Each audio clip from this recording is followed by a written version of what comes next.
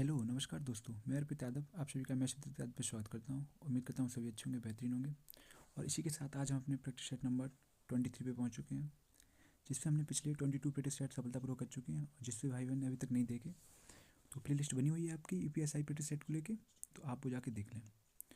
और अगर आज आप हमारे चैनल पर फर्स्ट टाइम आए हैं तो चैनल को सब्सक्राइब करें, वीडियो को लाइक करें, अपने दोस्तों में भी शेयर करें ताकि वो भी अच्छे से पढ़ सकें। आज का जो पेपर हम डिस्कस करने वाले हैं वो है, ये पेपर एग्ज़ाम हुआ था आपका 29 नवंबर 2021 को, ये शिफ्ट नंबर 3 में हुआ था आपका। तो वो पेपर हम डिस्कस करने वाले हैं। और ये प्रैक्टिस सेट आपके लिए इंपॉर्टेंट होने वाले हैं काफ़ी, क्योंकि अगर देखा जाए तो दो तीन महत्वपूर्ण पॉइंट बनते हैं। ये इंपॉर्टेंट क्यों हैं? पहला तो ये है कि जब हम प्रैक्टिस सेट करते हैं, प्रीवियस क्वेश्चन हम लगाते हैं, तो हमें ये पता लगता है कि हमारी तैयारी कितनी है, क्योंकि एग्जाम में जिस टाइप के क्वेश्चन आ रखे हैं उसी के टाइप के आएंगे। तो मुझे ये पता लगता है कि ये चैप्टर हमारे कमज़ोर हैं और ये चैप्टर हमारे अच्छे हैं। तो अभी जो चैप्टर आपको कमज़ोर लगेगा, आपको लगेगा ये वीक चैप्टर हमारे हैं और जिसमें अभी हमें काम करने की ज़रूरत है, तो अभी आपके पास सफिशिएंट टाइम है। तो आप क्या करेंगे, आप जाके वो प्रैक्टिस पेपर जाएँ या वो वाले चैप्टर हैं उनके आप रिवाइज़ करें, ताकि दोबारा देखें कि हाँ क्वेश्चन हमारे बन रहे नहीं बने। दूसरा चीज़ क्या है कि ये प्रैक्टिस सेट इसलिए भी इंपॉर्टेंट हो रहा है क्योंकि यहाँ पे हम ना एग्जाम में अप्रोच सीख रहे हैं कि अगर एग्जाम में क्वेश्चन आ रहा है तो हम इसको कैसे करेंगे। ठीक है, एक सीखने की प्रोसेस हुई। ये क्या है कि हम देखेंगे शॉर्ट ट्रिक लगेगी या नहीं लगेगी, शॉर्ट मेथड लगेगा या नहीं लगेगा इसमें। तो वो जो भी हमने सीखा है अभी तक, ड्यूअलिटी रूल हुए या यूनिडिजिट हुआ, और जितने भी छोटे छोटे टॉपिक बनते, प्रेजेंस ऑफ माइंड हुए, क्योंकि डिपेंड करता है कि कभी कभी हम डायरेक्ट सोच लेते हैं कि हाँ यहाँ से भी क्वेश्चन बनेगा। तो वो अप्रोच अभी सीख पाएंगे आप जब बार बार प्रैक्टिस करेंगे, क्योंकि उन क्वेश्चन से आप गुजरते जाएंगे बार बार, तो आपको लगेगा। दूसरा क्या होता है, पेपर में टाइम पता है कब लगता है? पेपर में टाइम तब लगता है जब हम क्वेश्चन हमने लगा रखे पढ़ के छोड़ दिए। फिर क्या होता है कि हम पेपर में क्वेश्चन पढ़ रहे हैं, फिर हम सोच रहे हैं इसमें कौन सा वाला कॉन्सेप्ट लगेगा या कौन सा फॉर्मूला लगेगा, तो वहाँ भी टाइम लगता है। जबकि हम प्रैक्टिस करते रहते हैं तो क्या होता है, डेली बेसिस पे क्या होता है। तीसरा पॉइंट ये है कि डेली बेसिस पे हमारे ये सामने क्वेश्चन निकलते रहते हैं, तो इसके हमें फार्मूला भी याद रहते हैं और हमें इसका कॉन्सेप्ट भी याद रहता है कि इसमें कौन सा वाला कॉन्सेप्ट लगेगा। समझ गए? तो फिर हमारा टाइम भी बचता है, पेपर में हम सारे क्वेश्चन कर पाते हैं, सफिशिएंट टाइम में कर पाते हैं। पता ही लगे कि हाँ के क्वेश्चन तो बन रहे हैं, बट वही है कि आपने घर आके बना पाए हैं। पेपर में टाइम निकल गया, वहाँ पे आपका पेपर छूट गया। तो भैया प्रैक्टिस सेट प्रीवियस क्वेश्चन लगाएं ताकि आपको पता लगे कि हाँ कि आपकी तैयारी कितनी है, अभी कितनी करने की और ज़रूरत है। और बाद बाकी चलिए बढ़ते हैं। तो आज का क्वेश्चन क्या है? पहला क्वेश्चन क्या है, और ये जो PDF है इसकी maths with Arpit Yadav Telegram channel है, वहाँ पे मिल जाएगी आपको। और वीडियो के कमेंट बॉक्स में मैं इसकी लिंक पिन करा दूँगा, तो आप जाके PDF डाउनलोड करें और खुद भी सॉल्व करें और फिर देखें क्या क्या आपके आंसर नहीं बन रहे तो फिर सोल्यूशन देखें इसका। देखिए पहला क्वेश्चन क्या कह रहा है, उस बेलन का आयतन ज्ञात कीजिए जिसकी त्रिज्या 17.5 सेंटीमीटर है और ऊंचाई 12 सेंटीमीटर है। चलिए बेलन का चोपड़ा साफ ही कर दूँ, सिलेंडर क्या होता है। देखिए बेलन क्या है, एक तो बेलन जो है ना, सिलेंडर जिसे बोलते हैं, ये क्या है, ये प्रिज्म है। प्रिज्म दो तरीके चित्र होते हैं, एक दो प्रिज्म क्या होता है, प्रिज्म ये प्रिज्म होगा, ठीक है। और एक होता है पिरामिड जो ये बनता है, ठीक है। अब देखिए प्रिज्म आज हम पढ़ा रहे हैं आपको, जिसमें बेलन पढ़ा रहा हूँ मैं आपको। आज बाद आपका बेलन का क्वेश्चन गलत नहीं होगा। देखिए बेलन का हम क्या निकालते हैं, बेलन में दो तीन चीज़ पूछी जाती है। क्या, एक वॉल्यूम पूछा जाता है, आयतन जिसे बोलते हैं। तो आयतन क्या होता है, तो जब भी आयतन निकालें, देखो रटने वाली चीज़ नहीं है, ध्यान से देखना। अगर किसी का आयतन निकालना है, आयतन का मतलब क्या होता है, इसमें अगर मैं मान लो कोई द्रव भर रहा हूँ तो कितना भरेगा, तो जो इसका आयतन है उतना ही भर पाएगा। तो वो कैसे निकालें, देखो अगर मैं मान लूँ ये क्या है, ये इसका क्या बेस, अगर बेस एरिया, तो आयतन जो होता है, वॉल्यूम क्या बनता है, वॉल्यूम बनता है base area, base area, base area into height. क्योंकि अगर ये एरिया है, इसको अगर मैं इस हाइट तक ले जाऊंगा तो ये पूरा भर जाएगा ना, समझ गए। तो अगर हाइट जो इसकी है, जो ऊंचाई है वो क्या है, h है। और बेस एरिया क्या है, देखो तो बेलन में बेस एरिया जो बनता है वो क्या बनता है, वो एक आयत बनता है, आयत, वृत्त बनता है, वृत्त सॉरी, ठीक है। तो बेलन जो बनता है बेस क्या है, ये वृत्त ही तो बन रहा है, वृत्त देखो। तो आगे बढ़े तो वृत्त का जो एरिया होता है वो क्या होता है, वो होता है पाई स्क्वायर, ठीक है। और इंटू क्या है, एच, तो एच क्या है, हाइट, तो ऊंचाई कितनी है, एच। तो यहाँ से हमारा वॉल्यूम बना, वॉल्यूम क्या बन गया, पाई आर स्क्वायर एच। तो हमारा वॉल्यूम क्या आ गया, पाई आर स्क्वायर एच। दूसरी चीज़ बेलन पूछी जाती है, वो क्या पूछी जाती है, वक्रपृष्ठीय क्षेत्रफल होता है, जैसे जैसे कर्व सरफेस एरिया भी बोलते हैं इंग्लिश में। तो वक्रपृष्ठीय क्षेत्रफल क्या होता है, तो वक्रपृष्ठीय क्षेत्रफल होता है क्या, प्लीज समझो, इसको रफ कर रहा हूँ हल्का सा मैं। वक्रपृष्ठीय क्षेत्रफल जो होता है भाई आपका, वो है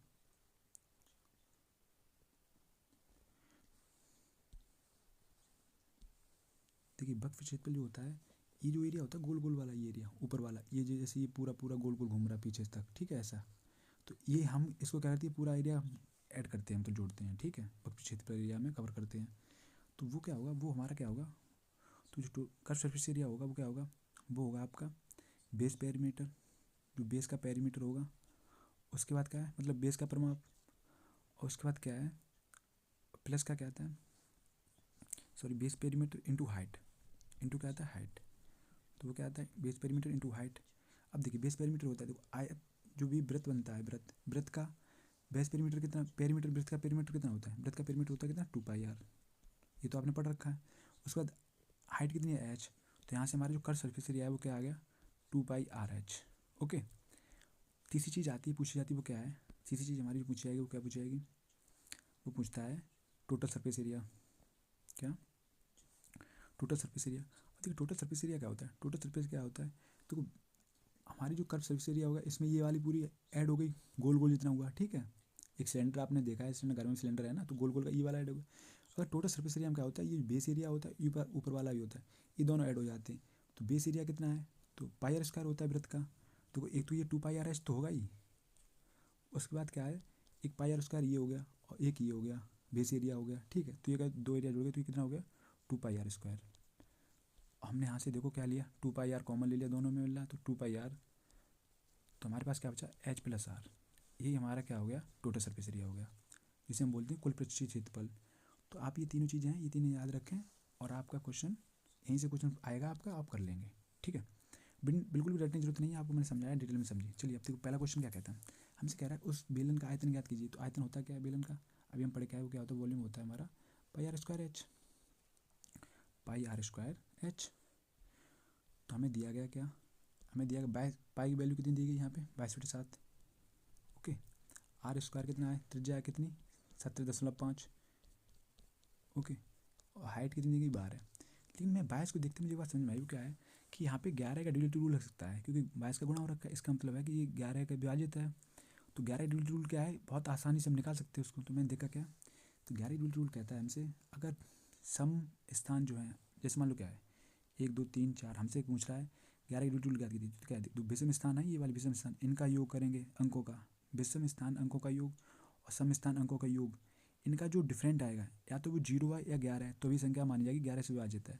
तो ये कितना आ रहा है 3 1 4 और 2 1 3, तो इनका डिफरेंट तो 1 आ रहा है, जबकि ये 0 11 आना चाहिए, तो इसका मतलब ये संख्या 11 से विभाजित नहीं है। तो भाई हम क्या चेक करने गए, तो हमने देखा क्या, तो हमने पहला ऑप्शन से चेक कर रहे हैं, तो हमने पहला ऑप्शन चेक किया, तो हमने देखा क्या 5 और 1 6, 5 1 6 और 5 2 7, तो ये संख्या 7 और 7 ये तो नहीं हो रही। दूसरी हम चेक की तो क्या है 5 1 6, उसके बाद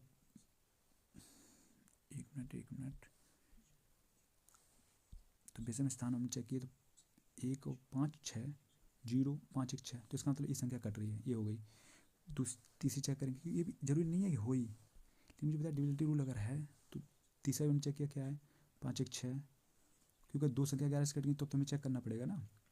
तो ये कितना हो गया 5 1 6 5 3 8, ये नहीं कट रही, तो ये संख्या तो नहीं होगी। तो 5 1 6 5 4 9, तो इनका कितना अंतर आ रहा है 9 और 6 का 3 का आ रहा है, तो ये भी संख्या नहीं कटेगी। तो हमारा यही 0 अंतर आ रहा है, इसका मतलब ये संख्या आपका यही आंसर हो गया। ओके, पता है आपको डिटेल में करना है, तो फिर तो कुछ है ही नहीं, मैं करके बता दे रहा हूँ सोल्यूशन इसका। तो हमारा क्या आंसर आ गया, हमारा आंसर ये आ गया।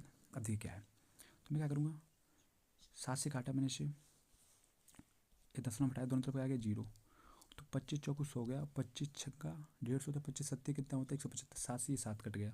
अब बचा कितना हमारे पास 4 से कट गया, 4 3 12 है, तो हमारे पास जो बचा कितना बचा 22 गुणा 175 गुणा 3। अब देखिए 22 का 75 में गुणा किया, तो 22 पंजे कितना होता है, 22 पंजे होता है 110, तो बचा कितना 11, और 22 सत्ते कितना होता है, 22 सत्ते होता है 20 सत्ते 7 दूनी 14, 154 हो गया, क्योंकि 20 सत्ते 140 होता है, 7 दूनी 14, तो 154 हो गया, 154 और 11 कितना हो गया 55 65, तो बचा कितना 16। तो 22 एकम 22 और 16 कितना हो गया 28 और 10 38, 38 गुणा 3 का मैंने किया, तो हमारा आंसर क्या आ गया, हल्का से ऊपर बढ़ा रहा हूँ, तो हमारा आंसर बैठा 0 तिरछे 15 5 हाथ से लगी 1 3 24 1 25, बचा कितना 2 3 दूनी 6 और 2 3 तिरका 9 2 11, तो हमारा कितना आ गया 11 55 0, ये हमारा आंसर है, यहीं पहले भी आ रहा था। ठीक है, बढ़ते हैं क्वेश्चन तरफ, क्या कह रहा है हमसे, हमें दिया गया, अब देखिए हमें दिया गया 121 गुणा 135 गुणा 141 गुणा 156 गुणा 171 को हमसे क्या कह रहा है 21 से विभाजित किया जाता है तो शेषफल क्या आएगा। अब मुझे पता है 21 का टेबल नहीं पता, लेकिन क्या करूँ, मुझे यहाँ से 156 देखते मुझे ये समझ आया कि ये 3 से भी कट भी सकता है, तो मैंने इसे काटा 3 से तो 21, तब से 15 3 दूनी 6। उसके बाद क्या है, ये कॉन्सेप्ट आपको मैं रिमाइंडर थ्योरम में पढ़ा रखा हूँ, ठीक है। तो अगर आपने नहीं पढ़ी है तो प्लीज़ आप जाके देख लो क्लास। अब देखिए मैंने यहाँ से क्या किया, 7 से काटा, तो मुझे पता है यहाँ से रिमाइंडर कितना आ रहा है, तो 7 एकम 7 बचा कितना 5, 7 तो 49 बचा कितना 2। उसके बाद हमने यहाँ से काटा 7 एकम 7, इसको 7 एकम 7 बचा कितना 6 65 हो गया, तो 7 7 63 बचा कितना 2। उसके बाद मैंने किया 7 दूनी 14, यहाँ से आ रहा 1, 7 7 49 कितना 3, 7 दूनी 14 बचा कितना 3, तो 31 हो गया, 7 चौक 28, तो कितना गया 3। हमारे पास रिमाइंडर अभी अभी भी कितना बच रहा है, 2 दूनी 4 तो 12 3 36, तो 36 में अगर मैं 7 से भाग करूँगा तो हमारा रिमाइंडर कितना आ रहा है यहाँ से 1। लेकिन हमारा ये आंसर नहीं हो गया, पता क्यों, ये आंसर इसलिए नहीं हो रहा है क्योंकि हमने क्या किया, स्टार्टिंग में हमने क्या किया था, इसमें 3 से विभाजित किया था। तो इसका मतलब अगर मैं 3 से इसे विभाजित किया, क्योंकि विभाजित करने का मतलब नहीं, देखो कैसे, पता है ऐसा क्यों हो रहा है। ये संख्या 18 है और मैं आपसे कह रहा 18 को मैं 8 से विभाजित करता हूँ तो शेषफल कितना आएगा, रिमाइंडर कितना आएगा। तो आपने देखा 8 दूनी 16, रिमाइंडर कितना आ रहा 2। लेकिन आपने क्या किया जल्दी जल्दी में क्या किया, आपने काट दिया, तो आपने काटा 2 में 18, 2 चौकू 8, ठीक है। अब आपने ये गलती कर दी, भी काटने कोई मतलब नहीं है, लेकिन आपने गलती की है तो हम सुधार करेंगे। तो 4 एकम 4 दूनी 8, तो यहाँ से रिमाइंडर कितना आ रहा है, यहाँ से हमारा जो रिमाइंडर बच रहा है वो कितना बच रहा है 1। लेकिन हमें पता है 1 नहीं बचेगा, क्यों, क्योंकि हमने यहाँ से क्या किया 2 से काटा भी, अगर मैं 2 से काटा तो इसमें रिमाइंडर में जो 2 का गुणा करना पड़ेगा, तो हमारा रिमाइंडर कितना आ गया 2। तो यहाँ भी 2 था और यहाँ भी 2 आ गया, ये समझ गए। तो उसी प्रकार क्या है, उसी प्रकार यहाँ पे हमारा जब 1 आया तो मुझे पता लगा कि 1 नहीं हुआ, क्योंकि हमने स्टार्टिंग में 3 से काटा भी है, तो इसका मतलब मैंने इसे 3 से गुणा किया, तो हमारा जो रिमाइंडर बचा फाइनली वो क्या आ गया 3। ये हमारा आंसर हो गया। तो ऑप्शन नंबर आपका डी। बढ़ते नेक्स्ट क्वेश्चन तरफ। क्या कह रहा है, एक स्मार्ट टीवी 1,61,500 रुपये में खरीदा गया, इसके मूल्य में 20% की वृद्धि की जाती है, इसे अंकित मूल्य पर 15% की छूट पर बेचा जाता है, स्मार्ट टीवी पर लाभ प्रतिशत कितना हुआ है।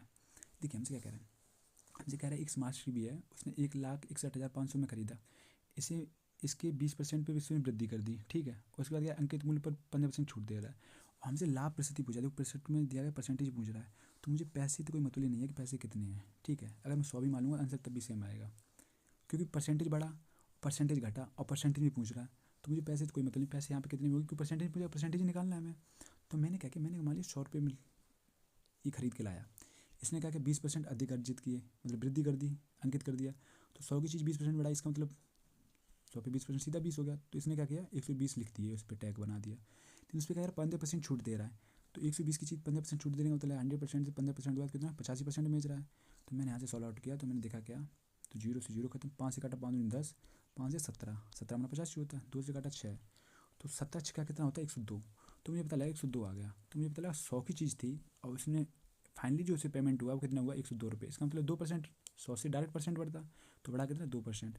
तो भाई हमसे कह रहा है लाभ कितना प्राप्त हुआ, तो 2% हुआ, ये आपका ऑप्शन नंबर ए हो गया आंसर, ठीक है। बढ़ते हैं क्वेश्चन तरफ। क्या क्या हमसे कह रहा है निम्नलिखित में से कौन सी संख्या 11 से विभाजित है, ठीक है। 11 रूल आपको पता हो गया, हम चेक कर लेंगे एकदम से, क्वेश्चन पूछा गया देखिए पेपर में, मैंने देखा क्या 9 2 11, 11 और 8 कितना होता है 11 और 8 19, ठीक है। 9 6 15, 15 और 4 19, तो 19 में से अगर 19 गए तो हमारे पास क्या आ गया 0, और या तो डिफरेंट 0 आना चाहिए या 11 आना चाहिए, इन दोनों का अंतर, तो 0 आ रहा है, इसका मतलब ये सही है, तो ये पहली संख्या 11 से कट रही, बाद हम चेक करने, और ये ऑप्शन आपके डिट्टो वही जो पेपर में थे वही है, ठीक है। बढ़ते नेक्स्ट क्वेश्चन, तुम्हारा आंसर पहले ही आ गया, तो बनना का दूसरे तीसरे ऑप्शन होता है तो मैं सारे चेक करता, ठीक है। बढ़ते नेक्स्ट, हमसे कह रहा है 800 तक कितनी संख्या 3 और 5 दोनों से विभाज्य हैं। 3 और 5 दोनों से विभाजित मतलब है क्या, संख्या 15 से विभाजित होना चाहिए, क्योंकि 3 से जैसे मान लो संख्या 9 है, तो ये संख्या 9 से 3 से तो कट रही है लेकिन 5 से नहीं कट रही। वैसे ही संख्या क्या है 10 है, तो ये बताइए 5 से कट रही है लेकिन 3 से नहीं कट रही, क्योंकि पता है 3 और 5 से दोनों से जब भी संख्या कटेगी जब उसका दोनों का फैक्टर हो, तो मुझे पता 15 एक पहली संख्या ऐसी है जो 3 और 5 दोनों से विभाजित है, अगली क्या होगी 30 होगी। वहीं अगर मैं आपसे पूछा 100 तक ऐसी कितनी संख्या है जो 3 और 5 दोनों से विभाजित है, तो मैं क्या करूँगा डायरेक्ट 15 का भाग कर दूंगा, कितने बार जाएगा, तो 15 छक्का 90, 6 बार गया, तो मुझे पता लगा 6 संख्याएँ ऐसी हैं जो 3 और 5 दोनों से विभाजित है। लेकिन हमसे क्या पूछा, हमसे 800 तक की पूछा गया, तो मैंने क्या किया 800 तक की चेक कर ली। अब देखो यहाँ से ये समझ गए आप कैसे है, देखो पहली संख्या 15 है, दूसरी 30 है, वहीं अगर मैं मुझसे कोई कहता है 35 तक ऐसी कितनी संख्या है जो 3 और 5 दोनों से विभाजित है, इसका मतलब 15 से काटूंगा तो 15 दूनी 30, 2 बार गया, तो यही 2 संख्या आ गई, समझ गए। तो इसी प्रकार हमें नेक्स्ट देखेंगे। तो हमने क्या देखा, तो हमें 800 की पूछा, 800 तक कितनी संख्याएं ऐसी हैं, तो मुझे पता लगा 15 से मैंने भाग किया, तो 15 पर ना 75, बचा कितना 5, तो 50 हो गया। तो कितने जाएगा, 15 थी 45, तो हमारे पास कितनी आ गई 53 संख्याएं ऐसी हैं जो 3 और 5 दोनों से विभाज्य हैं। ठीक है, बढ़ते हैं नेक्स्ट क्वेश्चन तरफ।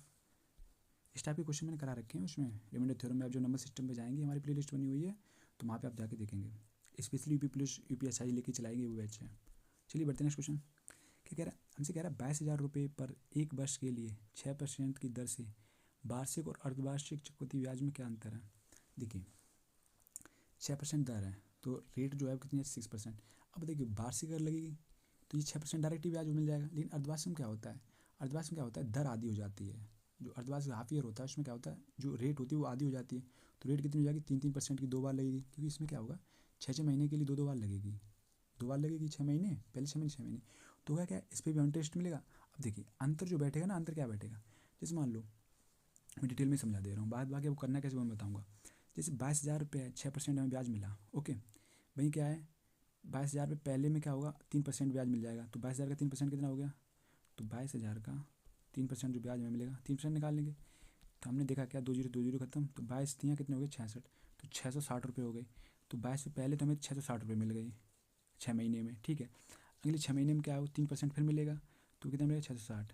लेकिन होगा क्या, हमें जो पता है अंतर क्या बेटे, 3% हो गया, 3% हो गया, 6% बराबर हो गया कि नहीं हो गया। तो हमसे अंतर पूछा, हमसे पूछा चक्रवृद्धि ब्याज में अंतर क्या होगा। तो अब अंतर पता क्या, अंतर में वो मिलेगा, क्योंकि क्या होता है चक्रवृद्धि ब्याज में क्या होता है, ये 3% ना, ये जो ब्याज मिला ना अगले 6 महीना मुझे इस पर भी ब्याज मिलेगा, कितना मिलेगा 3%। तो भैया कि 660 का जो 3% मिलेगा ब्याज हमें, ये हमारा आंसर होगा। तो मैंने देखा 660 का 3% कितना होगा, 0 0 खत्म, 3 से 18, ये 8 हासिल लगी, 3 से 18 1 19, अपॉन में 10 है तो दशमलव का आएगा 1 अंक बाद, तो हमारा कितना आ गया 19.8 आपका आंसर हो गया। समझ गए। तो चलिए बढ़ते हैं नेक्स्ट क्वेश्चन तरफ। बात है कि देखो आपको डायरेक्ट करना है, डायरेक्ट भी पता कैसे करना है, मुझे पता है कि जो हो रहा है ये 3% पे हो रहा है, क्योंकि दर आधी आधी हो जाएगी। तो मुझे पता है जो हमें ब्याज मिलेगा ना 3% पे 3% मिलेगा, ठीक है एंड में। तो ये कितना हो गया 3 3 का 9, और कितना हो गया परसेंट, 2% रहती है, 2 जीरो बढ़ते हैं, तो 2 जीरो बढ़े, तो ये कितना होगा 22,000 रुपये ही होगा। कितने पे होगा 22,000 रुपये होगा। तो 22,000 का हमने जब निकाला कितना 3 जीरो है, तो देखो 2 जीरो से 2 जीरो खत्म, और 1 जीरो से 1 जीरो खत्म, 9 से गुणा किया 9 दूनी 18 के 8 हाथ से लगेगी, 9 दूनी 18 19, दशमलव 1 अंक बाद आएगा, तो हमारा डायरेक्ट निकल के आ जाएगा क्या आएगा 19.8। ठीक है, बढ़ते नेक्स्ट क्वेश्चन तरफ। क्या कह रहा है, हमसे कह रहा है 775 मीटर लंबी एक ट्रेन 108 किलोमीटर प्रति आवर की गति से चलती है और 60 सेकंड में एक सुरंग को पार करती है। सुरंग की लंबाई ज्ञात कीजिए। देखिए ट्रेन जो होता है ना, जैसे ये सुरंग है, हमसे क्या कह रहा है कि ट्रेन की लंबाई अब कितनी है, ट्रेन यहाँ से चली तो उसकी कितनी है 775, और ये सुरंग को पार करती है। तो इस सुरंग को पार करने का मतलब क्या है, देखो ट्रेन क्या है, जैसे ट्रेन का मुंह यहाँ पे आ गया, पहला इंजन जो इंजन आपका यहाँ निकल गया, क्या ट्रेन ने अभी पार कर लिया, नहीं कर लिया। ट्रेन पार कब मानी जाएगी, जब ट्रेन पूरी निकल जाएगी। और ट्रेन की लंबाई कितनी है 775, और यहाँ से स्टार्ट की सुरंग से घुसते हुए, तो इसका मतलब है ट्रेन अपनी लंबाई चलेगी प्लस सुरंग की लंबाई चलेगी, तभी पार कर पाएगी। तो भाई हमसे हमारा फॉर्मूला होता है क्या होता है, स्पीड इनटू क्या होता है, स्पीड इनटू क्या होता है डिस्टेंस अपॉन टाइम। चाल बराबर क्या होता है दूरी बटे समय। तो चाल कितनी हमें दी गई 108 किलोमीटर प्रति आवर, तो 108, और कितना टाइम कितना लग रहा है 775 मीटर, तो डिस्टेंस कितनी 775 मीटर। अपनी ट्रेन खुद की डिस्टेंस कवर करेगी, प्लस की क्या करेगी, प्लस की करेगी एक्स, हमने मान लिया क्या सुरंग की, ओके। तो अपॉन में क्या टाइम कितना ले रहा है, टाइम ले रहा है 60 सेकंड। तो इसका मतलब मीटर इधर आ रहा है, ये भी सेकंड आ रहा है, तो हम इसको क्या है जो 108 किलोमीटर प्रति आवर है, इसको मैं मीटर पर सेकंड बदलने के लिए क्या करेंगे 5/18 गुणा, तो 18 से काटा 18 कम 8, 18 पंजे 90, 18 छक्का 108 होता है, ठीक है। तो मेरे पास कितना आ गया 56 पंजे 30, और तिरछक गुणा किया 1800, तो हमारे पास आ गया 1800 बराबर में क्या है 775 प्लस का एक्स। जब मैंने यहाँ से सॉल्व किया 775 जब इधर आएंगे तो क्या हो जाएगा माइनस का हो जाएगा, तो हमारे पास क्या बचा, हमारे पास बचेगा 1025, क्योंकि 75 800 हो जाएगा ना बराबर एक्स, तो हमारा आंसर क्या हो गया 1025, ये हमारा आंसर हो गया। बढ़ते नेक्स्ट क्वेश्चन तरफ। क्या कह रहा है 45,500 की एक धनराशि साधारण ब्याज की दर पर किस वार्षिक दर पर 15 वर्षों में 1,43,325 का ब्याज अर्जित करती है। तो पता क्या है, 15 वर्ष में ब्याज कितना अर्जित कर रही है, 1,43,325। अब मुझसे कह रहा है कि दर ज्ञात कीजिए। अगर मुझे ये पता लग जाए कि वो एक साल में कितना ब्याज ले रही है, तो हम दर ज्ञात कर लेंगे। जैसे सपोज दैट मेरे पास 100 रुपये हैं, मुझे पता लगा इसमें मुझे ब्याज जो मिल रहा है वो कितना मिल रहा है, 20 रुपये मिल रहा है एक साल पे, या मान लो 4 साल पे मुझे मिल रहा है कितना, 20 रुपये। तो मैं ये चेक कर लूँ कि एक साल में कितना ब्याज मिलेगा। अगर 4 साल में 20 मिल रहा है सादा ब्याज, जब सादा ब्याज में क्या होता है, ब्याज जितना एक साल मिलेगा उतना मतलब सेम ही बना रहता है। ऐसा तो नहीं कि उस पर कंपाउंड लग जाता है, वो तो है नहीं। तो मैंने चेक किया कि अगर 4 साल में 20 मिल रहा है तो मुझे एक साल में कितना मिलेगा, 5। तो अगर एक साल में 5 रुपये ब्याज मिल रहा है मुझे और 100 पे मिल रहा है, तो 5 रुपये बटे 100। तो मुझे यहाँ से डायरेक्ट परसेंट निकल आया। तो मुझे पता लगा कि हमारा जो परसेंटेज है वो कितना है, 5%। तो वैसे ही मैं क्या करूँगा, यहाँ पे मैं डायरेक्ट निकाल लूँगा। अगर 15 सालों में जो हमारा ब्याज बन रहा है वो कितना बना, 15 सालों में बना कितना, 1,43,325। तो मैंने देखा क्या कि एक साल में कितना हुआ, तो मैंने 5 से काटा, 5 दूनी 15, 5 दूनी 10, 5 अट्ठे 40, 5 छक्का 30, 5 छक्का 30, 5 25। इसे मैं 3 से काटा तो 3 एकम, 3 निम 27, तिपचे 15, तिपचे 15, तिपचे 15। तो मेरे पास आ गया 9555। तो मुझे पता लगा कि एक साल में जो ब्याज इस पर मिल रहा है ना, वो कितना मिल रहा है, 9555। और राशि हमारे पास कितनी है, वो कितनी है, 45,500। दरी निकालनी है हमें। तो हमने देखा क्या, ये हमने यहीं इसी को देख लेते हैं। तो मुझे पता लगा कि जो ब्याज हमारा मिल रहा है 5500, 9555 मिल रहा है कितने, 45,500 पे। तो 45,500 पे मिल रहा है हमें ब्याज। तो मैंने यहाँ से परसेंटेज निकालने के लिए किया, 100 का गुणा किया तो 2 जीरो से 2 जीरो खत्म। इसे मैंने 5 से काटा, 5 में 45, 5 एकम 5, 5 एकम 5 कितना आ गया, बचा कितना 4, 5 में 45, 5 एकम 5, 5 एकम 5। तो हमारे पास जो फाइनली बचा वो क्या बचा, 9199। अब देखिए, अगर यहाँ तक आपकी कैलकुलेशन ठीक है तो पता क्या है, अब देखिए मुझे वो अब ऑप्शन देखेंगे हम, पता अब मैं यहाँ पे गुणा भी नहीं करूँगा, हालांकि करने के लिए कुछ बड़ी चीज़ नहीं है, बट क्या है मुझे पता लगा कि आप बताइए ऐसे कौन सा इसमें अंक है जिसका गुणा करने पर एक आएगा। जैसे मान लो कि 9 का गुणा करूँगा मैं एक में, तो इंडिविजुअल क्या आएगा, एक आएगा, 9 आ जाएगा। जबकि हमें तो एक चाहिए ना। तो अगर मैं 3 देखा तो 3 एकम 3 हो गया, 5 का करूँगा तो 5 एकम 5 हो गया। लेकिन हमारे पास क्योंकि क्योंकि जो भी अंतर जैसे काटने का मतलब क्या है, जैसे मैं इसको काटा, मैं बता रहा हूँ जैसे 21 है, तो 21 का गुणा अगर मैं 91 करूँगा तो हमारे पास एक एकम एक ही आएगा ना एंड में। तो यहाँ से इसका मतलब हमारा आंसर आ गया 21। पता क्या है ये क्या ये चीज़ है, देखो मैंने क्या किया, 91 का मैंने वो मल्टीफ्लैक्टर देखा तो 91 कितने बार गया, 91 गया 21 बार। तो इसका मतलब है जो हमारा इंडिविजुअल बनेगा 1 बनेगा। तो इसका मतलब हुआ क्या, 91 गुणा 21 ही तो था हमारे पास जो था। ये चीज़ समझिए, ये छोटी छोटी चीज़ें आपको ना बहुत पेपर में मदद देंगी। तो मुझे पता है कि अगर मैं इनका गुणा करूँगा तो इंडिविजुअल हमारा बन ही आएगा, समझ गए। तो इसलिए मुझे पता लगा 91 का, अब देखिए अंक इनमें क्या था, 9 था, तो इंडिविजुअल 9 आता, लेकिन हमें तो एक चाहिए। तो एक ही ऑप्शन था जिसमें एक इंडिविजुअल बन रहा था हमारा।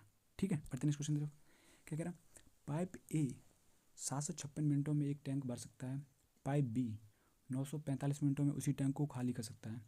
ये दोनों पाइप एक साथ खोले जाते हैं तो खाली टैंक को भरने में कितने घंटे का समय लगेगा।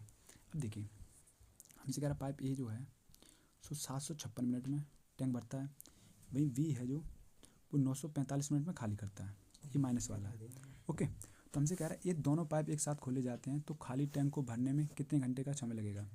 अब अगर दोनों पाइप एक साथ खोले जाते हैं तो कितना टाइम लगेगा। अब देखिए इनका एलसीएम क्या होगा, अब तो एलसीएम मैं निकालने गया तो 556, 945। तो मैंने देखा क्या, अब मैं से 9 से काटा क्योंकि 9 मुझे दिख रहा है, 72 9 चौक 36 हो गया, तो 9 9 चौक 36। उसके बाद क्या, 9 एकम 9, 0 9 अपना 45। ओके, उसके बाद ये क्या है 21 84 और 105 देखते मुझे लगा 21 से कटेगा, तो 21 चौक 84, 21 पंजे 105। अब देखिए इनकी एफिशिएंसी पता है कैसे निकालते हैं, मुझे पता अगर मैं एक ये है बी है, तो अगर एक ही एफिशिएंसी पता क्या होगी, इनकी क्रॉस हो जाती है। एक ही एफिशिएंसी आ गई कितनी 5, मतलब ऐसी, और बी की कितनी आ गई 4।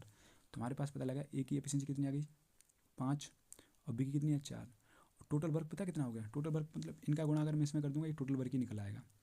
तो अगर मैंने क्या टोटल वर्क निकालने के लिए क्या करना, तो हमारे पास या आप 945 का 4 में कर दूँगा सेम ही आएगा। ठीक है, अब देखिए हमसे क्या कह रहा है, तो खाली टैंक को भरने में कितने घंटों का समय लगेगा अगर ये दोनों एक साथ खोले जाते हैं।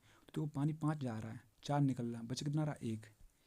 और टोटल वर्क कितना है, अगर मैंने कर लिया 945 गुणा 4।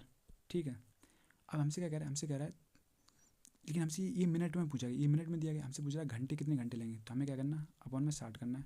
तो मैंने 4 से काटा 15 बार, और 15 से काटा 15 छक्का 90, 15 3 45। तो हमें जो टोटल हवा लेंगे वो कितने लेंगे 63।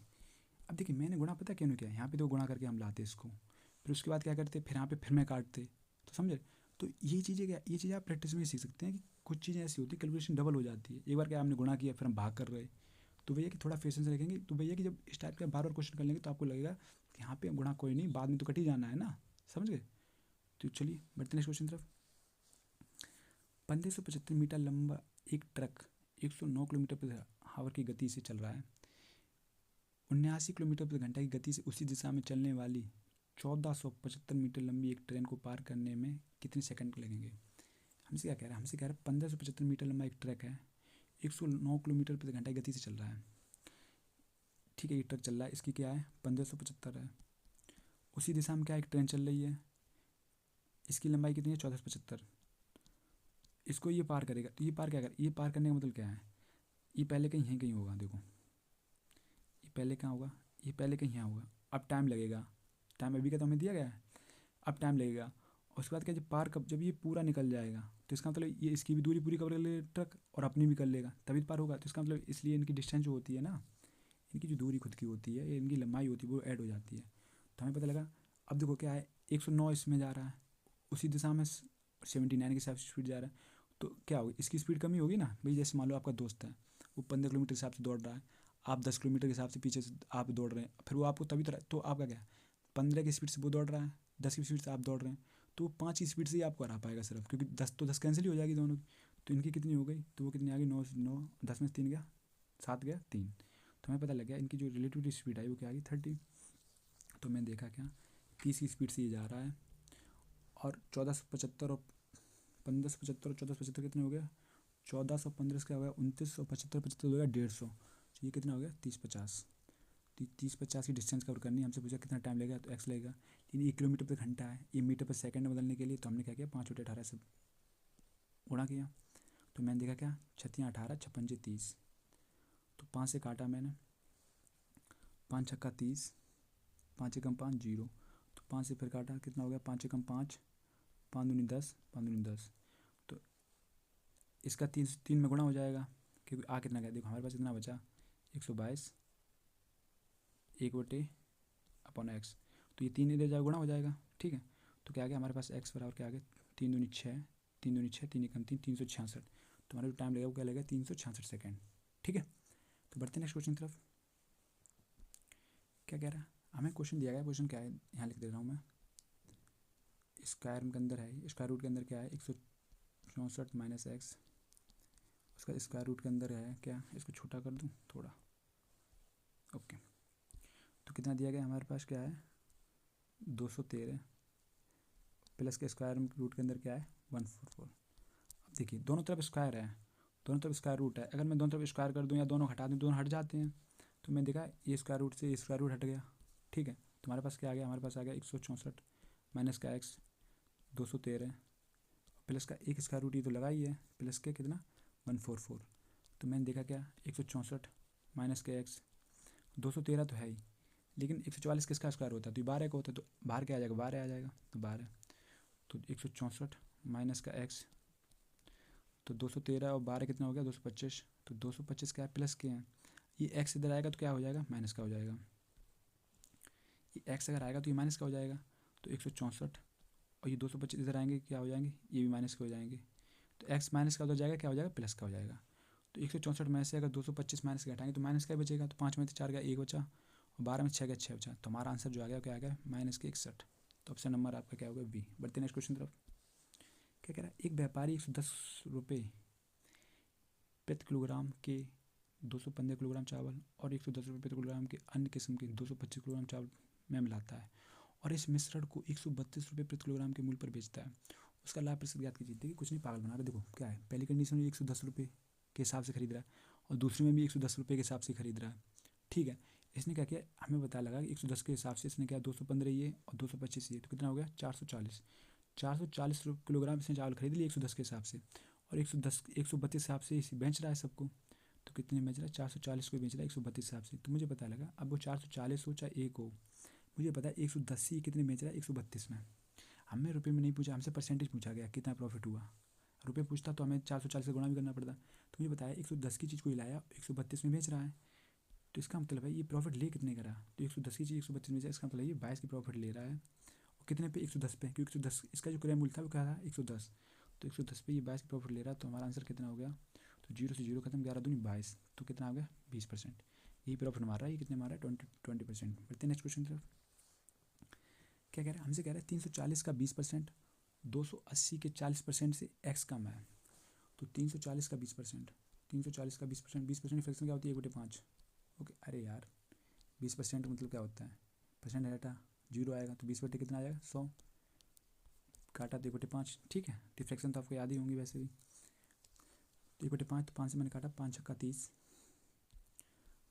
5 छक्का 30, 5 40, मुझे लगा 68 हो गया। भाई हमसे क्या कह रहा है 480 का 40%, तो 480 का 40%, 40% फ्रैक्शन क्या होती है 2/5, ठीक है, वैसे ही आप काट लेंगे, तो क्या हो गया 5 40, सॉरी 5 45,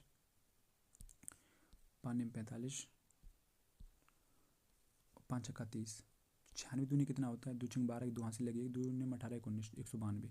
तो हमसे कह रहा है कि 340 का 20% जो हो गया कितना 68, और 480 के 40% कितना हो गया 192, सी एक्स कम है, तो ये कम कितना है, ये बता रहा है एक्स कम है, जबकि अमाउंट में कितना कम है, तो 12 में से 8 गया कितना बचा 4, और 8 में से 6 गया 2 और 1, तो हाँ कम कितना है 124 रुपये, ये हमारा आंसर हो गया। ठीक है, बढ़ते नेक्स्ट क्वेश्चन तरफ। क्या कह रहा है ए एक कार्य को 106 दिनों में पूरा करता है, बी वही कार्य 159 दिनों में पूरा करता है, एक साथ कार्य करते हुए कितने दिनों में पूरा करेंगे। ए कितने दिनों में कर रहा है 106 दिनों में, ठीक है, बी कितने में कर रहा है 159 दिनों में, तो इसका मतलब है, और यहाँ पे अगर आपको ना डायरेक्ट एलसीएम में दिक्कत आ रही है ना, तो मैंने ना एक नंबर सिस्टम की क्लास ले रखी है आपकी यूपीएसआई को लेके ही है, तो कॉन्सेप्ट द डे में जाएंगे आप, तो वहाँ पे आपको मिलेगी, तो वो आप बुक देख लें डिटेल में, तो आपको समझ आएगा। तो मुझे पता लगा एक फैक्टर क्या है, मुझे यहाँ 106 159 को देखते ही समझ आएगा 106 किसका गुणा हो रहा है, तो मुझे पता लगा 53 का गुणा, 53 दूनी 106 होता है, और 53 तिहाई होता है कितना 159, तो मुझे पता लगा एक तो फैक्टर इसका 53 हो गया, 106 पहुँचने के लिए मुझे क्या दो का गुणा, दो की जरूरत पड़ेगी, ऐसे में ये तो करते हैं हम लीस्ट कॉमन मल्टीपल देखते हैं, तो मैंने देखा क्या 159 पहुँचने के लिए मुझे 3 की जरूरत पड़ेगी, क्योंकि 53 तो है मेरे पास, तो मैंने एक 3 का गुणा कर दिया। अब इनकी एफिशिएंसी कैसे निकालते हैं, एफिशिएंसी ऐसी कार्य क्षमता निकालते हैं कैसे, 53 दूनी कितना होता है 106, तो बचा कितना 3, तो इसकी कितनी होगी 3 हो गई। भाई देखो 53 तियाँ कितना हो गया 159, तो बचा कितना 2, तो इसकी कितनी होगी 2, और टोटल वर्क निकालने के लिए क्या है, इसका गुणा अगर इसमें कर देंगे टोटल वर्क निकालेगा, इसका गुणा इसमें तो टोटल वर्क निकलाएगा। तो मैंने देखा कि हमसे क्या कह रहा है वे दोनों वही कार्य कितने दिन में पूरे करेंगे एक साथ करते हुए, तो इन दोनों एक दिन में, वैसे ये 3 और 5 कर रहे हैं, 3 और 2 कर रहे हैं ए भी, तो मिलके कितना करेंगे 5 करेंगे, और टोटल काम कितना हुआ, तो 3 का गुणा मैंने अगर इसमें किया 106 गुणा 3 कितना होता है 318, तो टाइम कितना आएगा, तो हमारा आएगा 5 छक्का 30, 5 3 15, बचा कितना 3, दशमलव लगा जीरो बढ़ा 5 छक्का 30, तो हमारा हो गया 63.6, ऑप्शन नंबर 1। बढ़ते नेक्स्ट क्वेश्चन तरफ। क्या कह रहा है हम देखा निम्न गुरुत्व श्रेणी का योगफल ज्ञात कीजिए। इस टाइप के हम काफ़ी क्वेश्चन कर चुके हैं, कल मैंने आपको बताया कि जब भी इस फॉर्म में दिया वो कि क्या है, इसी सीरीज क्या दी है, इस सीरीज हमें दी गई है, इस सीरीज हमें दे रहा है क्या 3/5, 3/25, 3/125, ठीक है, तो ये क्या है 5/25, 5/125 ऊपर सेम है, तो हमें क्या डायरेक्ट आंसर निकालने के लिए हमें क्या करना है, हमें देखना है कि पहला पद है ना इसका 3/5, इसमें से एक कम कर देंगे 5 में से क्या, तो कितना आएगा 3/4, तो जो आंसर आएगा वो 3/4 करके ही आएगा कुछ जो अंदर आएगा, तो आपका ऑप्शन नंबर 1 ही मैच कर रहा है 3/4 वाला, ठीक है। बट डिटेल में क्या करना है, डिटेल में आपको बता रहा हूँ। इस टाइप के हम काफ़ी क्वेश्चन कर चुके हैं, अगर आप पहली क्लास से जुड़े हैं फिर तो आपके लिए क्वेश्चन हलवा हो रखा है। देखो गुरुत्व श्रेणी में होता है क्या, गुरुत्व श्रेणी फॉर्मूला होता है एन टर्म का पदों का योग होता है क्या ए 1 - r⁴n अपॉन में क्या है 1 - r, और ये कब होता है, ये कंडीशन जब होती है जब r हमारा 1 से छोटा हो। अब देखिए ए क्या है, एक हमारा कितना दिया गया है 3/5, भाई आर होता है क्या, आर होता है सार अनुपात, कॉमन रेशियो होता है, तो क्या होता है वो होता है second term of first term, तो सेकंड टर्म कितना है 3/25, फर्स्ट टर्म कितना है 3/5, तो 3/25 अपॉन 3/5, तो मुझे पता लगा ये 5 पलट जाएगा, तो 3 से 3 खत्म हो जाएगा, और 25 क्या आ जाएगा 1/5 आ जाएगा। ओके, तो मैंने देखा क्या हमारा जो आर आ गया, अगर आपको इसमें भी दिक्कत है मैं करके बताता हूँ, जस्ट ए सेकंड। देखो 3/25 तो ये रहेगा ही, तो 4 संख्या होंगी 2 ऊपर हो जाएंगी, तो ये हो जाएगा 5/3 ऐसे करके, तो 3 से 3 खत्म 25, तो हमारा आर कितना आ गया, तो आर आ गया हमारा कितना 1/5, तो ये 1 से तो छोटा है ना, तो इसलिए हमारा ये फॉर्मूला लग जाएगा। वैसे भी आपको सीरीज देखते ही समझ आ रहा है वही 1 से छोटा है, कि सारी चीज़ छोटी चली जा रही है, तो हमने देखा क्या, तो हमारा क्या होगा एस एन क्या हो गया, तो ए कितना है यहाँ से हमें ए मिला, ए कितना आया, ए आ गया 3/5, उसके बाद 1 माइनस आर कितना है 1/5 आ गया कि पावर n, अपॉन में क्या है 1 माइनस 1/5। हमें जो आपको बता रहे ट्रिक वो यहीं से बन रही थी, पता क्या है, वो ऐसी है कि यहाँ से क्या होगा, 5 में से 5 एकम 5 में से गया कितना हो जाएगा 4/5, अभी पलट जाएगा, ये जो ऊपर जाएगा तो क्या होगा देखो 3/5 इंटू में क्या है 5/4 हो जाएगा। ओके, तो 1 माइनस 1/5 पावर तो n तो रहना ही है, तो हमने देखा क्या 5 से 5 खत्म हो गया तो क्या बचा हमारे पास 3/4। तो ये हम डायरेक्ट यहाँ से एक ही कम कर लेते क्योंकि हमें पता है वो वाला 5 कट ही जाना है और जो आएगा 5 में से एक कम होकर चला आएगा। ठीक है, तो आपका ऑप्शन नंबर 1 हो गया। बढ़ते नेक्स्ट क्वेश्चन तरफ। क्या कह रहा है, 4 अंकों की सबसे छोटी संख्या ज्ञात कीजिए जो 4, 5, 6, 15, 10 से विभाजित होने पर शेषफल 3 छोड़ती है। ये बताइए, आप बताइए मुझे 4 अंकों की सबसे छोटी संख्या क्या है। तो 4 अंकों की सबसे छोटी संख्या होगी क्या होगी 1 0 0। तो 4 अंकों की सबसे छोटी संख्या तो ये हुई ना, ये भी चीज़ मैं आपको नंबर सिस्टम पढ़ा चुका हूँ। तो हमसे क्या कह रहा है, आप पहले मुझे ये बताइए 4 अंकों की छोड़ी, मुझे आप ये बताइए सबसे छोटी संख्या ऐसी कौन सी होगी जो 4, 5, 6, 15, 10 से विभाजित होने पर 3 शेषफल होगी, वो भी 3 शेषफल भी छोड़ी। आप मुझे बताइए सबसे छोटी संख्या ऐसी कौन सी होगी जो 4, 5, 6, 15 और 10 से विभाजित होने पर शेषफल 0, मतलब ये पूरी पूरी कट जाए। तो वो क्या होता है, वो संख्या होती है इनकी एलसीएम। एलसीएम क्या होता है, एलसीएम का मतलब ये होता है इसमें इनका फैक्टर होता है जिसकी वजह से संख्या पूरी कट जाती है।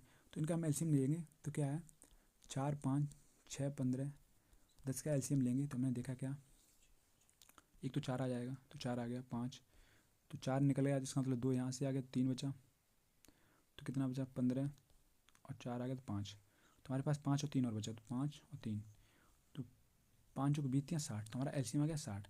तो हमें पता लगा एलसीएम एक ऐसी संख्या आई 60 नंबर ऐसा है, संख्या 60 जो है ना, ये ऐसी संख्या है जो 4, 5, 6 और 15, 10 से विभाजित करेंगे तो शेषफल कितना आएगा 0, ये पूरी पूरी कट जाएगी। लेकिन हमें शेषफल 3 चाहिए, तो 3 चाहिए के लिए क्या करते हैं हम, तो इसमें 3 ऐड कर देते हैं। तो 63 पहला नंबर ऐसा सबसे छोटा ऐसा नंबर है जो 4, 5, 6, 15, 10 से विभाजित करने पर शेषफल 3 छोड़ेगा। लेकिन हमें तो क्या चाहिए, हमें चाहिए ये तो 2 अंकों की संख्या हुई ना, हमें 4 अंकों की चाहिए।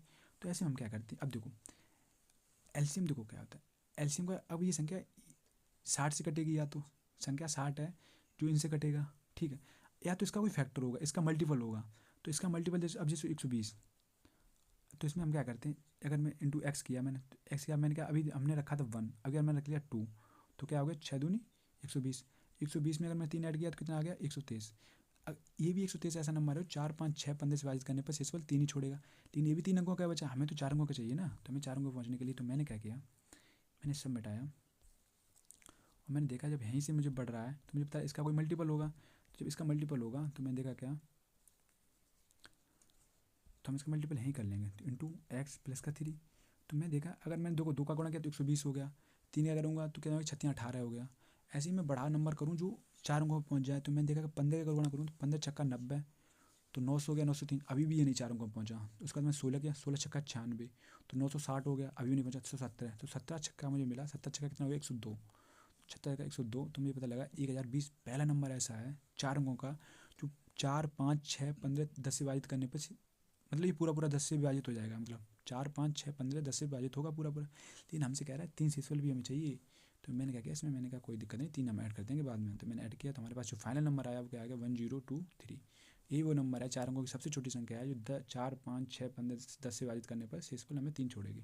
तो ऑप्शन नंबर आपका 2 हो गया। बढ़ते नेक्स्ट क्वेश्चन तरफ। क्या कह रहा है, एक क्रम में व्यवस्थित 33 दूरसंचार टावर की औसत ऊंचाई 286 है। ठीक है, 33 की है, हमसे कहा 286 है। भाई कह रहा है पहले जो 16 है टावर की ऊंचाई कितनी दी गई, वो भी 286 दी गई। ओके, उसके बाद अंतिम 16 हैं उनकी भी 286 है। आज मुझे पता लगा पहले 16 की 286, अंतिम 286 है। इसका मतलब है सबकी जब 286 है तो जो एक बचा है ना 17वां, तो उसकी भी तो 286 होगी ना, तभी तो इनका औसत बराबर होगा सबका। तो आसान से क्वेश्चन था, कोई दिक्कत नहीं। दूसरा है ऑप्शन नंबर 2 है। बढ़ते नेक्स्ट क्वेश्चन तरफ। क्या कह रहा है, 3 पदों का योगफल हमें दिया गया कितना है 93/40 है। यदि पहले पद और दूसरे पद के बीच का अनुपात 11/12 है और दूसरे पद तथा तीसरे पद के बीच का अनुपात 13/14 है, तो पहले और अंतिम पद के बीच अंतर ज्ञात कीजिए। हमें दिया गया 3 पद दिए गए, पहला, दूसरा, तीसरा। रेशियो आपने पढ़ा होगा, तो क्या है पहले और 2 पद का कितना दिया गया रेशियो 11/12, बाकी दूसरे तथा तीसरे पद का रेशियो कितना दिया गया, हमें दिया गया वो क्या 13/14। तो मुझे पता है यहाँ दूसरा पद 12 है, यहाँ 13 है, तो इसका मतलब दोनों सेम अलग अलग कैसे होते हैं, तो इसका मतलब सेम करना पड़ता है। तो सेम करने के लिए क्या करते हैं, या तो हम 13 का गुणा कर लूँ ऊपर में, तो पूरी संख्या में ऊपर का 13 गुणा, या हम क्या करते हैं खाली स्पेस जो बचा है ना वहाँ पे क्या करते हैं, इसके आगे क्या बचा 12, तो ये 12 हो जाएगा। इसके आगे क्या है 13, तो मैं इसको 13 बढ़ा दिया इधर, ठीक है। तो मैंने देखा क्या 13 गुणा 11 कितना हो गया, 13 कम 13, 13 कम 13 एक 14, 143 हो गया। 13 गुणा 12 कितना हो गया, 13 26, 6 बचा कितना 2, 13 कम 13 2 15, 13 2 एक 15 कितना हो गया 156 हो गया भाई। 14 दूनी 28 की 8 बचा कितना 2, 14 कम 14 2 16, तो हमारा कितना हो गया 168। ओके, लेकिन हमसे क्या कह रहा है, हमसे क्या पूछ रहा है, हल्का सा इसको छोटा कर रहा हूँ मैं, तो हमसे पूछ रहा है ये, हमसे कह रहा है पहले और अंतिम पदों के बीच का अंतर ज्ञात कीजिए, जबकि इनका योग कितना दिया गया, हमें तीनों पदों का योग दिया गया, कितना दिया गया, तो हमने ये ऐड किया तो कितना आ गया 6 3 9 8 8 16 17 7 यहाँ से लगी 1, तो 6 1 7 7 5 12, 12 और 4 कितना हो गया 16, बचा कितना 1, तो 3 और 1 4, तो हमारे पास आ गया 467 है। तो 467 का हमें कितना दिया गया, जो हमारा ये संख्या योग बना तो कितना 467 कितना दिया गया 9340। तो मैंने देखा क्या ये 467 7 दूनी 14, ये इसका 2 गुना है, मतलब 467 दूनी कितना होता है 934। तो मुझे पता लगा एक की वैल्यू यहाँ से कितनी आ गई 20, अगर एक की वैल्यू 20 आ गई तो हमारे पास एक की वैल्यू कितनी आ गई 20 के बराबर है। तो हमसे क्या कह रहा है, हमसे कह रहा है पहले और अंतिम के पद के बीच का अंतर ज्ञात कीजिए।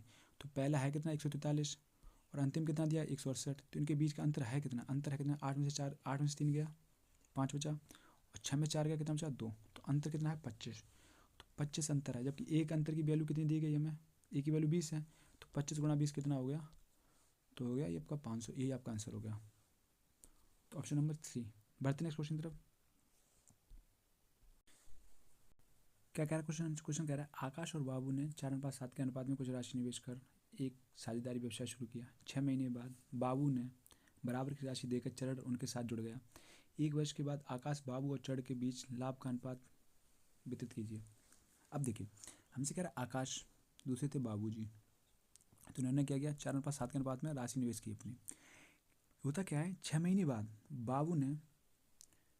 बाबू की बराबर राशि देकर चरण उनके साथ जुड़ गया।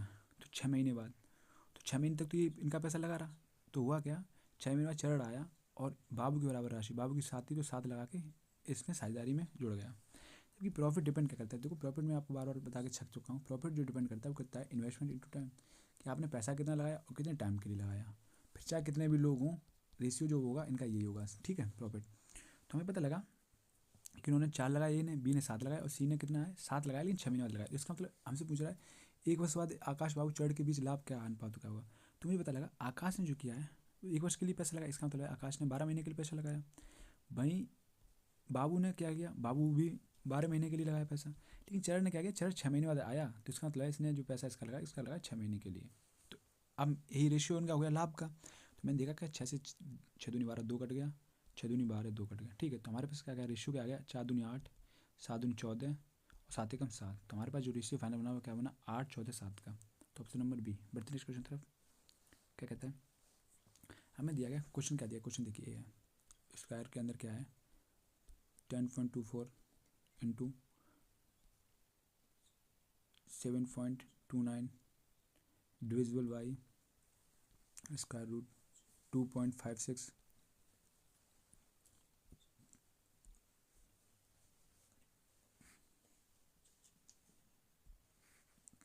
इंटू 29.16। ओके, मुझे इसका स्क्वायर रूट निकालना है। एक तो कल तरीका मैंने बताया वो, दूसरा क्या है इनका स्क्वायर में इजीली निकाल। देखो 1024 का है, देखो नंबर एक बात है कि आपको ना 30 35 तक तो आपको स्क्वायर याद होनी चाहिए।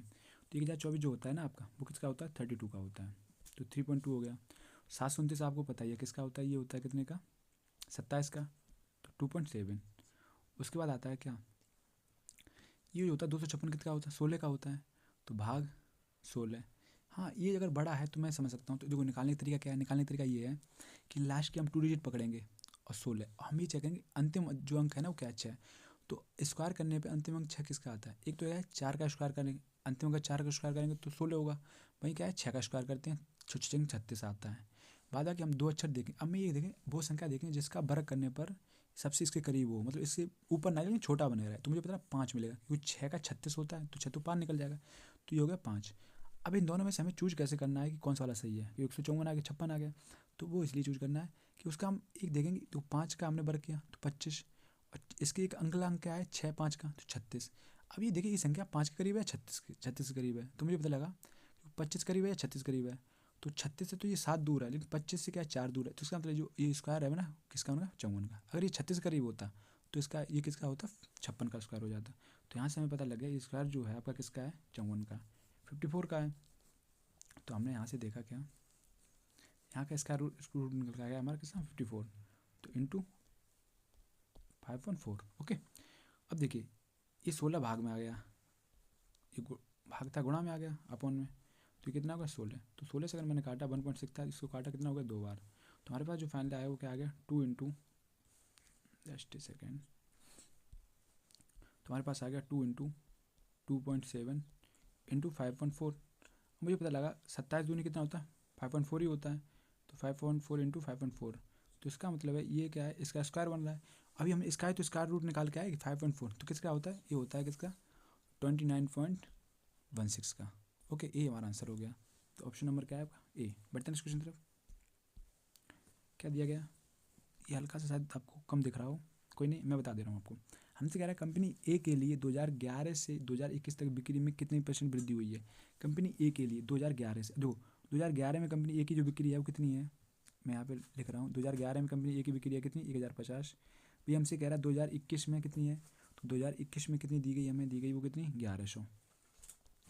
ओके, तो हमसे कह रहा है कितनी % वृद्धि हुई, तो 1050 से 1100 की कितना बढ़ा, 50 बढ़ा, कितने पे 1050 पे, इंटू 100, तो 0 से 0 खत्म, ऊपर क्या आ गया, ऊपर आ गया 500/105। अब देखिए कॉमन सेंस क्या कहता है हमसे, एक तो ऑप्शन हमारे दूर दूर है, देखिए क्या 105, ये 5 बार तो नहीं जाएगा, क्यों नहीं जाएगा पता, क्योंकि 5 बार जाने का मतलब है कि 105 गुणा 5 हो गया कितना 525, जबकि है कितना 500, तो इसका मतलब ये 4 ही बार जाएगा, एक ही ऑप्शन है, दिमाग लगाने नहीं फालतू का। बढ़ते हैं क्वेश्चन तरफ। क्या कह रहा है हमसे, कंपनी बी की अधिकतम बिक्री कौन से वर्ष में की। अब देखो बी की क्या है, बी की यहाँ पे पहले वर्ष में की थी 2001 में हुई 980, 2011 में हुई 1050, 2021 में हुई कितनी 950, 2031 में कितनी हुई 1100। तो सबसे ज़्यादा बिक्री कब हुई, तो हमें पता है सबसे ज़्यादा बिक्री हुई 2031 में, ये आपका आंसर हो गया। आसान सा क्वेश्चन है। बढ़ते हैं क्वेश्चन। क्या कहता है, दिए गए सभी वर्षों में कंपनी ए ने कंपनी बी से कितने % अधिक बिक्री की। तो सभी वर्षों में, अब देखिए हमें कंपनी ए का निकालना है और बी की, तो मैं देखा क्या ए की कितनी है, तो ए की देखो कितनी है 1100 पहले साल, फिर कितनी है 1050, तो 1050। ओके, उसके बाद कितनी है 1100, फिर कितनी है 950, 2031 कितनी है 950। अब यहाँ पे देखिए क्या है, बी की कितनी आ गई, तो हमने बी की निकालने के लिए क्या देगा, तो बी की टोटल बिक्री कितनी हुई 980, 1050, तो 980 1050। ओके, उसके बाद कितनी है 950, उसके बाद कितनी है 1100, तो बी की कितनी है 1100। ये हम ऐड कर लेंगे, तो हमने ऐड किया तो कितना 0, 5 5 10, 8 18, ये 8 हासिल लगी 1, तो 9 1 10, 10 और 9 19, एक 20 की 0 बचा कितना 2, तो 2 2 4, तो 4080, तो बी की बिक्री आ गई। और ए की कितनी आ गई 0, 5 5 10 की 0 हासिल लगी 1, तो 1 और 1 2, 1 3, 9 3 12 2 हासिल लगी 1, तो हमारे पास क्या आ गई 42। तो हमसे पता क्या कर, हमसे पूछ रहा है ये, इसको मैं अब छोटा कर दूँ, तो हमने इसे छोटा किया, तो हमसे कह रहा था कि दिए गए सभी वर्षों में कंपनी ए ने कंपनी बी से कितने % अधिक बिक्री की। तो ए ने बी से की कितनी, वैसे एक 4080 यहाँ पे है और 42 है, तो इसका मतलब इसने 120 रुपये अधिक बिक्री की, कितने पे बी से की ए ने, तो 4080 पे इंटू 100, तो मैंने परसेंटेज निकाला, तो 0 से 0 खत्म। उसके बाद इसमें 4 से काट सकता हूँ, तो मैंने क्या काटा 4 1 4 0, 4 दूनी 8, तो 4 3 12, तो हमारे पास कितना आ गया 300, एक 0 ये 300, अपॉन में क्या बचा 102।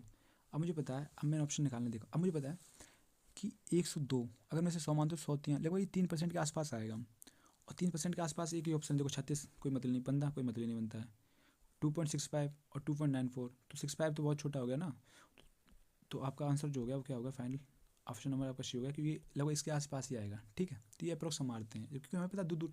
अब ये क्या होता है 2.94 होता है, ये ऑप्शन होता है 2.96, तो तब हम पूरी कैलकुलेशन करके जाते हैं। ठीक है, तो यहाँ से आपका आंसर हो गया। बढ़ते हैं क्वेश्चन तरफ। क्या कह रहा है हमसे, दिए गए वर्ष में गेहूँ का कुल उत्पादन कितना है। देखिए ये जो है ना, ये है आपका गेहूँ। ओके, ये जो सर्कल दिया है ये कॉफ़ी का है, ये राइस का है, राइस, ये आपका टी का है। तो हमसे क्या कह रहा है, 7 टोटल जो उत्पादन है वो कितना है, 720 टन। और ये जो सर्कल पूरा होता है कितना होता है, 360 डिग्री का। तो 360 की वैल्यू हमें कितनी दी गई, 720 टन। तो इसका मतलब है एक अंश की वैल्यू जो आई हमारे पास वो कितनी आई है, 2 टन। ओके, मतलब लाख टन में दिया गया तो 2 लाख टन, ठीक है। अब उसके बाद क्या कह रहा है, हमसे कह रहा है, हमसे पूछा गया गेहूँ का कितना होगा, तो गेहूँ का कितना है 100 डिग्री। तो 100 डिग्री, 1 डिग्री की वैल्यू कितनी है, 2 लाख टन। तो 100 की कितनी हो गई, गुणा हो गया, तो यह कितना आ गया 200। तो 200 लाख टन, यही आपका आंसर हो गया, ऑप्शन नंबर सी। बढ़ते नेक्स्ट क्वेश्चन तरफ। क्या कह रहा है, दिए गए वर्ष में चाय और चावल का कुल उत्पादन कितना होगा। मुझे पता लगा सेम है, 1 डिग्री की वैल्यू कितनी दी है, 2 लाख टन, ठीक है। तो हमसे कितना पूछा, चाय, चाय है कौन सा, टी ये वाला है, कौन सा, ये 60 डिग्री, ठीक है। उसका चावल का है, चावल क्या है, राइस। तो राइस है कितना, 120। तो 60 120 कितना हो गया, तो 60 120 कितना हो गया, 180। तो 180 डिग्री की वैल्यू कितनी आ गई, 180 के दोनों तरफ मैंने गुणा किया तो कितना आ गया, 360, 38 360। तो 360 लाख टन आपका आंसर हो गया, क्या गया, ऑप्शन नंबर ए। ओके, बढ़ते हैं नेक्स्ट। क्या कह रहा है हमसे, हमसे कह रहा है एक सरीसृप के नाम के अक्षर RIDLA और Z है। यदि अक्षरों को सही ढंग से पुनर्व्यवस्थित किया जाए तो बनने वाले शब्द का अंतिम अक्षर क्या है। अब ये सरीसृप है, ठीक है, रेंगने वाला है। तो क्या बना है, तो हमने देखा क्या, इससे जो हमारा वर्ड बन रहा है वो क्या बन रहा है, लिजार्ड बन रहा है, LIZARD। तो हमसे क्या कह रहा है, हमसे कह रहा है तो बनने वाले शब्द का अंतिम अक्षर ज्ञात कीजिए। तो अंतिम अक्षर क्या होगा, डी, ये आपका आंसर हो गया। बढ़ते हैं क्वेश्चन तरफ। क्या कह रहा है, हमसे कह रहा है 20 मार्च 1314 को गुरुवार है। ओके, तो 20 मार्च 1320 को सप्ताह का कौन सा दिन होगा। तो 20 मार्च 1314 गुरुवार दिया गया, ठीक है, गुरुवार। ओके, तो हमसे कह रहा है 20 मार्च 1320 को क्या होगा। अब देखिए 14 को गुरुवार है, 15 16 17 18 19 और 20, 2020 में पूछा गया, सॉरी 1320 में, ठीक है। अब देखिए होता क्या है, नॉर्मल ईयर में क्या होता है कि एक एक दिन बढ़ता है। जैसे मान लो आज अगर दिन है, आज मान लो अगर सोमवार है और आज तारीख कितनी है, 28 तारीख है। जैसे आज बुधवार ही है, ठीक है, आज बुधवार है, आपकी 28 तारीख है। और 28 तारीख जब आएगी, आपकी 28 जनवरी आएगी, कब, 2027। तो दिन आपका पता है एक दिन बढ़ेगा, तो बुधवार से क्या हो जाएगा, बृहस्पति हो जाएगा, ठीक है। तो नॉर्मल ईयर में, लीप ईयर में क्या होता है, 2 दिन बढ़ते हैं। अब वो भी पता है कब बढ़ते हैं, क्योंकि उसमें ऐसा होता है कि ये मार्च के बाद है तो फरवरी वाला दिन एक बार ऐड हो जाता है, क्योंकि 29 वाला जुड़ जाता है। तो मुझे पता लगा एक दिन यहाँ पे बढ़ेगा, एक और दिन हो गया, एक यहाँ पे हो गया। लेकिन क्या है कि यहाँ से जब यहाँ पे पहुँचेगा ना तो यहाँ पे 2 और मिलेंगे, क्योंकि 16 में क्या होगा, जो 16 है ना, इसमें क्या होगा, क्योंकि लीप ईयर पड़ेगी तो इसमें एक एक्स्ट्रा हो जाएगा। तो एक यहाँ से हो गया, एक यहाँ से हो गया, लेकिन 20 वाले में भी एक और लीप हो जाएगा। तो मुझे पता लगा कि 1 2 3 4 5 6 दिन और हो गए, उसका 7 और 8, तो टोटल और दिन मिले हमें, कितने मिले, 8। इसको मैं 7 से काटा तो हमारे पास एक बढ़ा, 7 एकम 7, एक बचा। तो गुरुवार से आगे क्या होता है, गुरुवार से आगे हो गया आपका क्या, शुक्रवार। तो ये आपका आंसर, फ्राइडे आपका आंसर हो गया, ठीक है। बढ़ते हैं क्वेश्चन। क्या कह रहा है हमसे, ये क्वेश्चन थोड़ा ऐसे दिया गया है, देखो इसका थोड़ा मिस्टेक है। वो क्या है, ये ऐसे दिया गया 13 12 2 इज इक्वल टू 80 2 3। इसके ऑप्शन कैसे दिए गए, ऑप्शन देखिए आपका क्या है, प्लस, गुणा, भाग, माइनस, गुणा, माइनस, भाग, प्लस, प्लस, गुणा, गुणा, प्लस, गुणा, भाग, गुणा, प्लस। ओके, तो हम पहले ऑप्शन से चेक करेंगे। तो मैंने देखा क्या, पहला अगर मैं रखा तो क्या है, 13 प्लस का 12 गुणा कितना 2, तो 80 भाग 2 प्लस का माइनस, सॉरी माइनस का 3, तो क्या है माइनस का 3, तो -3। तो मैंने देखा क्या क्या आ रहा, तो 12 दूनी 24 और 13 है ना ये, तो 12 दूनी 24 और 13 कितना हो गया, तो 24 और 13 कितना हो गया, 24 और 3 27 37। ओके, यहाँ पे 37 बना, 2 से 40 बार गया, 40 में 3 गया 37, हाँ सही है। तो आपका ऑप्शन नंबर पहला ही ठीक हो गया। ओके, बढ़ते हैं क्वेश्चन तरफ।